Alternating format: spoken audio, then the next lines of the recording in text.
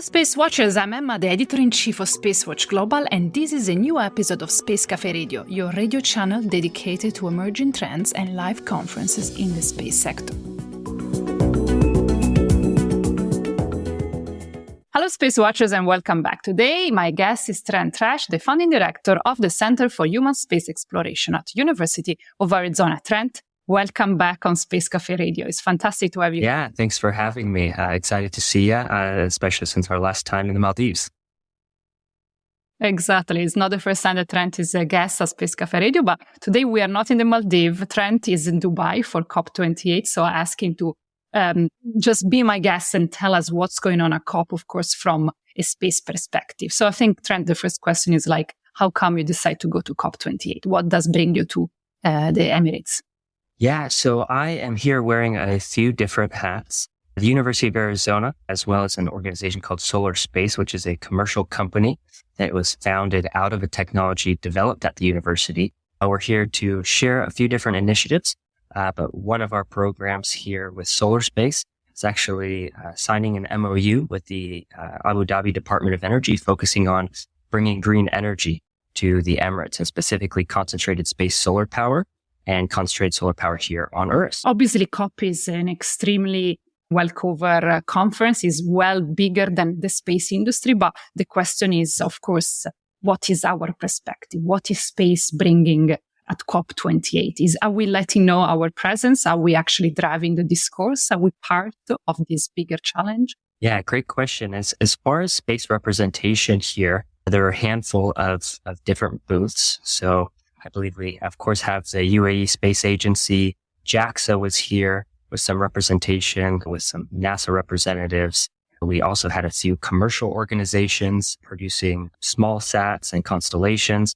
So really what we see here as far as representation goes at COP is kind of what you would anticipate in the space industry in regards to remote sensing, Earth-based sensing, CO2 sensing, and so on. In your opinion, did you notice any country or any specific nations that is somehow leading the discourse of space for climate action?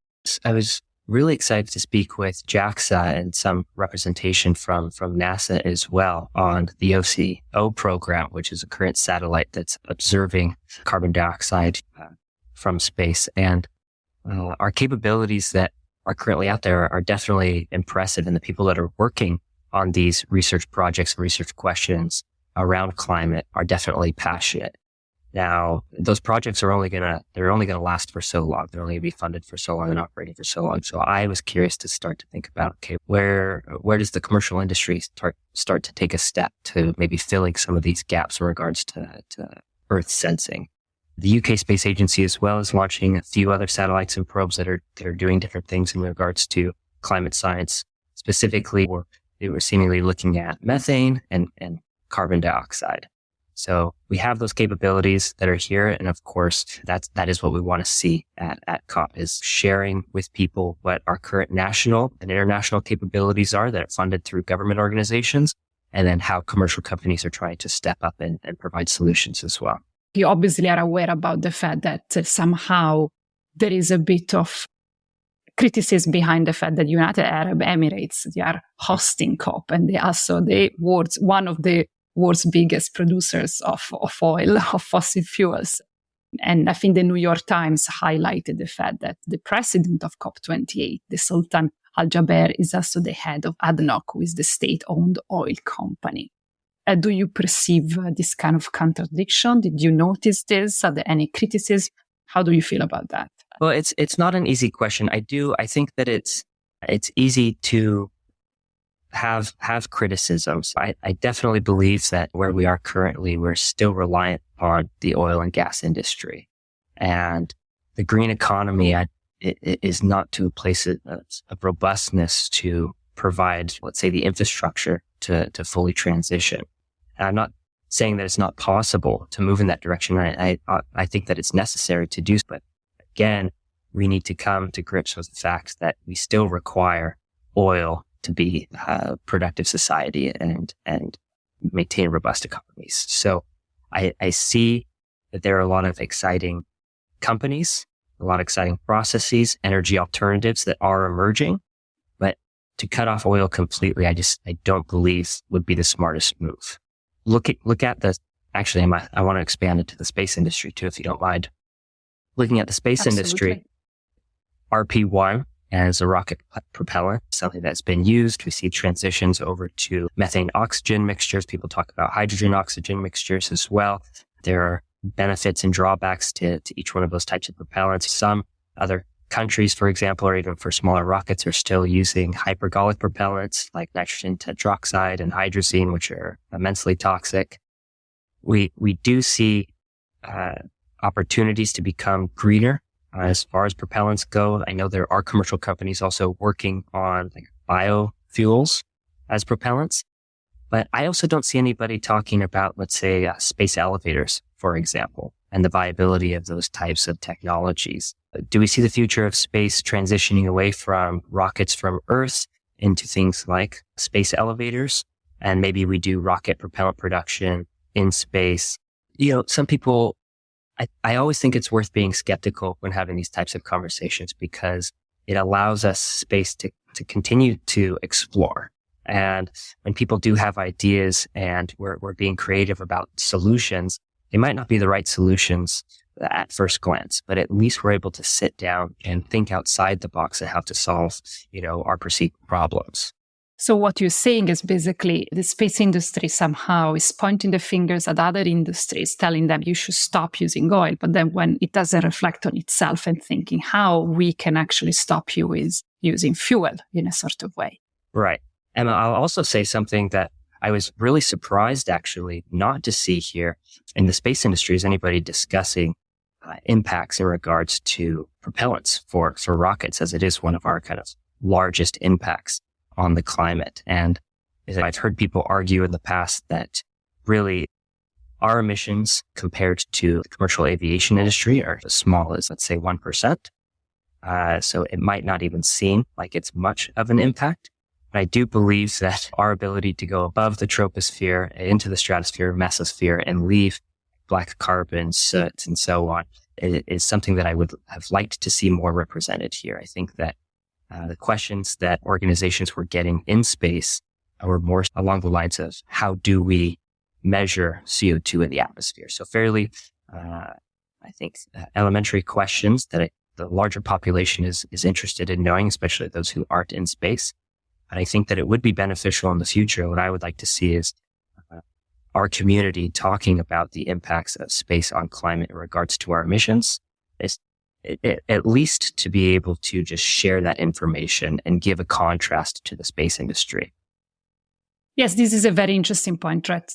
Our impact, our own footprint is just vaguely measured at the moment. My opinion from following, this is not the first time I heard this criticism, which I think is completely fair. The industry, the space industry usually defend itself saying that it's so small compared to the commercial aviation industry that they don't feel the need to measure it. But yours is a fair point. If we keep increasing the number of launches, that at the moment there's something like once a week, we're going to start to launch heavy rockets in the atmosphere every few months, every few weeks. We should definitely have a system to monitor our own footprint. So this is a very fair point, Trent. Absolutely. So speaking a bit more about this inspiration that you were mentioning, one of the criticisms that has been moved to our industry is that we are a bit passive in a sort of way. We're really not proposing enough projects to tackle directly climate change, fossil fuel emission monitoring, understanding how to create projects that can facilitate a green transition, etc. Among these days that you've been in Dubai, did you take notes? Did you see any particular space-led project that inspired you, that you thought, wow, this is fantastic, we can really make a difference? I was hoping that there would be more opportunities for inspiration, but what I saw is more so, again, as I mentioned earlier, just what we would anticipate as far as climate solutions currently, which is really Earth-based observations from satellites. And to me, being ingrained in the space industry, it didn't seem like it was anything new. Don't get me wrong. Of course, those who do work on satellites and observation, whether it's software or creating sensors, they're incredibly smart people and organizations, and it takes a heck of a lot of work to get these things done and get them done successfully and impactfully. But it didn't seem that there was anything outside of that narrative that we're sharing with the climate community here. Any commercial company that particularly struck your attention, something that you were like, oh, this is interesting? Well, yeah, I might be a little bit biased here, but Solar Space, the project that has evolved out of the University of Arizona, is using and integrating NASA technologies that were developed for a mission to Venus and implementing those technologies to create greener energies. And that's something that gets me really excited. I would say definitely outside of the space world, energy production seems to be one of the tickets towards our success, towards combating climate change, whether that's fusion power, which I'm still keeping my fingers crossed for, but then also looking at... It's going to take a while for that. You can keep keeping the fingers crossed. But I'm going to. But something that when I look at COP and sustainability in general, right, we see a lot of batteries that are necessary to harbor energy that we're harvesting from, let's say, the sun through photovoltaic. And a lot of times we hear critics talk about the rare earth materials that are necessary to produce those items, right? Again, whether those are batteries or PV and so on. And what I think is really fascinating about concentrated solar power, and here in the UAE, they have the Noor Tower system. So where they're using salt basically as a working fluid to capture concentrated solar energy and then use that for some type of work and energy production. With this Solar Space project as well, it's basically taking that type of system and scaling it down, integrating this NASA tech that's using really thermoacoustics to produce energy, not only produce energy, but also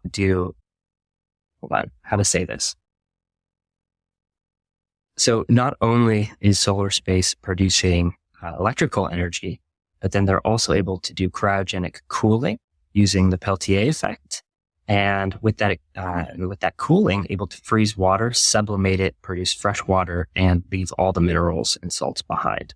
So that gets me quite excited about the future. To me, it's hitting three nails on the head, right? I mean, when you look at energy consumption too, whether that's heating or cooling for houses, for example, across the world, it has a fairly large impact. Now, I don't know the number specifically, but if we're able to do electricity, if we're able to do cooling, and if we're able to do desalination, that's, I think, three big problems that we can tackle with new types of technologies that are coming out of projects that were developed for going to places like Venus that now we're implementing here on Earth. So just another great potential solution. And that's a nice example how space technology can be applied to Earth problems, definitely. And, I'll expand on that and say one of the biggest issues that I see, and I think people would agree on in our community around the commercialization of space, is that you have to have your product, you have to have buyers for that product. If you've created something, but you don't have anybody to purchase it, you don't have a business.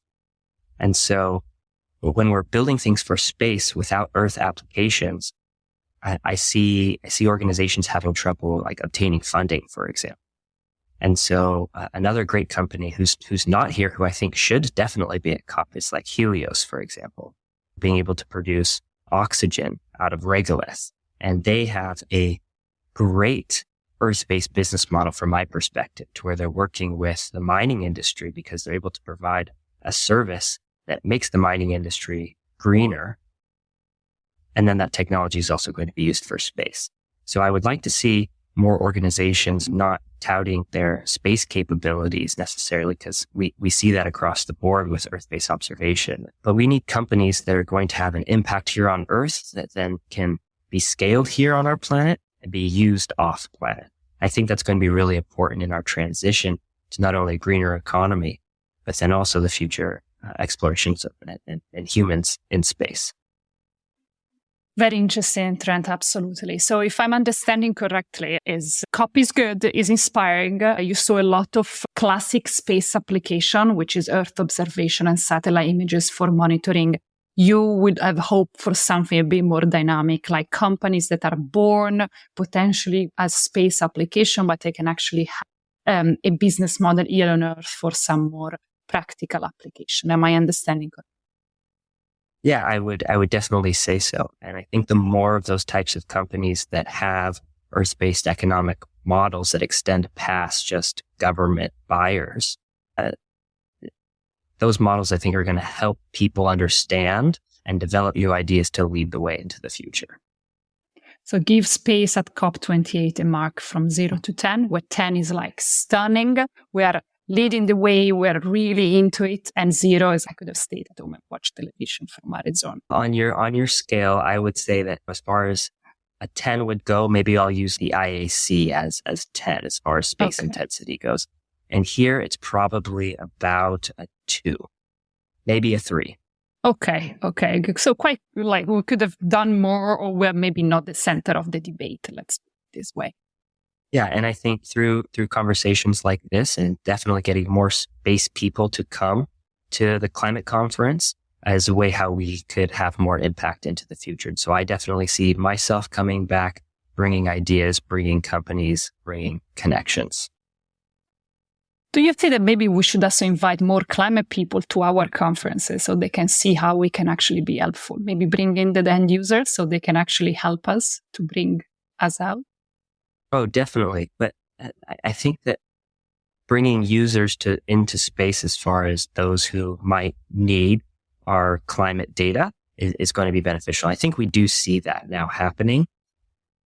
A lot of times I feel that as humans, we get so attached to things needing to change so quickly or wanting progress to happen at rates that they might just not realistically happen. So as long as we're able to continue to have these conversations, bring in people to space, have space, show face in these larger communities like at COP, and I think that we're doing our part. And we also just have to remind ourselves that it's going to take some time to have an impact. Thank you very much. And with these words, Trent, I think we can close the interview. I'll let you go back to COP28. Thank you very much for being here with me. It's, as usual, a pleasure. And let's catch up at the next conference, you and I. Sounds good, Emma. Thanks so much. Thank you so much. You take care. Take care.